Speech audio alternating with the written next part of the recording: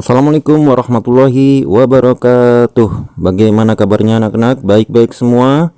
Ya, kali ini pelajaran akidah akhlak kita masuki pelajaran yang kedua, yaitu tentang Asmaul Husna.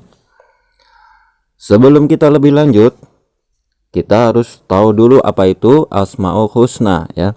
Ada yang tahu berapa jumlahnya? Ya, betul, 99. Pengertiannya apa anak-anak Asmaul Husna itu? Ya, Asmaul Husna yaitu adalah nama-nama Allah yang baik ya. Ada 99. Pada kesempatan kali ini kita akan membahas yang 4 ya, tapi secara lebih mendalam. Yang pertama Ar-Razzaq, yang kedua Al-Fattah, yang ketiga Asy-Syakur, dan yang keempat Al-Mughni. Kita bahas satu persatu. Ar-Razzaq, ada yang tahu artinya? Ya, Ar-Razzaq artinya yang maha memberi rezeki ya. Jadi kita setiap hari ya dalam hidup ini, dari pagi, sore, siang, malam ya, setiap hari kita mendapatkan rezeki dari Allah, bahkan dari lahir pun ya, sejak dalam kandungan ibu kita ya, kita telah mendapatkan rezeki, telah dijamin rezekinya oleh Allah Subhanahu wa taala ya. Sejak dalam kandungan kita mendapat asupan makanan melalui tali pusar, kemudian setelah lahir tali pusar putus ya, kita diberi makan dengan ASI dan seterusnya ya, kita selalu dijamin rezekinya oleh Allah yang maha memberi rezeki. Jadi jangan khawatir tidak mendapatkan rezeki, karena rezeki telah dijamin oleh Allah Subhanahu wa taala. Contoh selanjutnya yaitu kalian kalau pagi hari melihat burung-burung pergi mencari makan untuk anaknya, ya mereka telah dijamin rezekinya oleh Allah Subhanahu wa taala ya. Mereka tidak khawatir akan tidak mendapatkan rezeki. Mereka keluar mencari rezeki, bahkan pada sore atau siang hari pulang mereka juga membawakan makanan untuk anak-anaknya. Jadi mereka telah dijamin rezekinya oleh Allah Subhanahu wa taala. Dan mereka cukup mencari makan untuk hari ini dan tidak takut untuk besok harinya ya. Mereka tidak takut tidak mendapatkan rezeki.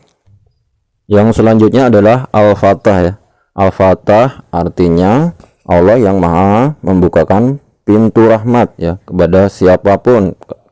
Seperti contohnya kalau zaman dulu pada saat Umar bin Khattab ya. Umar bin Khattab itu orang yang sebelum masuk Islam itu orang yang sangat membenci Rasulullah ya, karena dia diberikan rahmat oleh Allah Subhanahu wa taala, dibukakan pintu hatinya, dia masuk Islam dan menjadi sahabat Nabi besar Muhammad Rasulullah Sallallahu Alaihi Wasallam. Kemudian setelah itu bersama dengan Abu Bakar As-Siddiq diangkat menjadi khalifah kaum muslimin.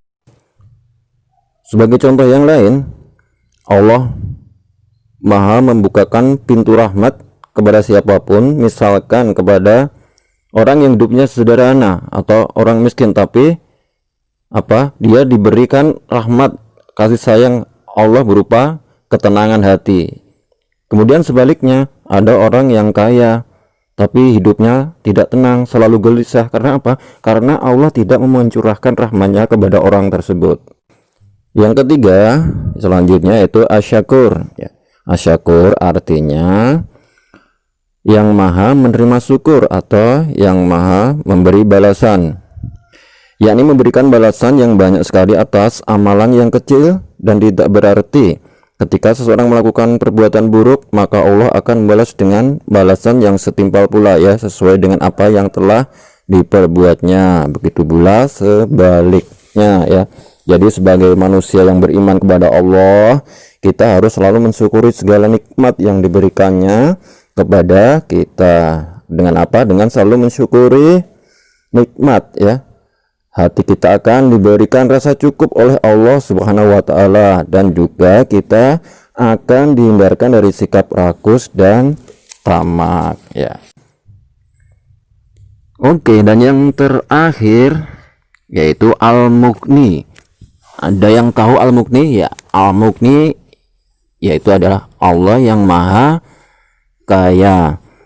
Siapakah di dunia ini yang tidak memerlukan bantuan orang lain?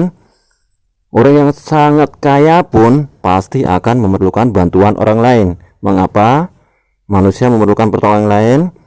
Semua itu disebabkan manusia adalah makhluk yang sangat lemah, terbatas, dan serba kekurangan, anak-anak ya.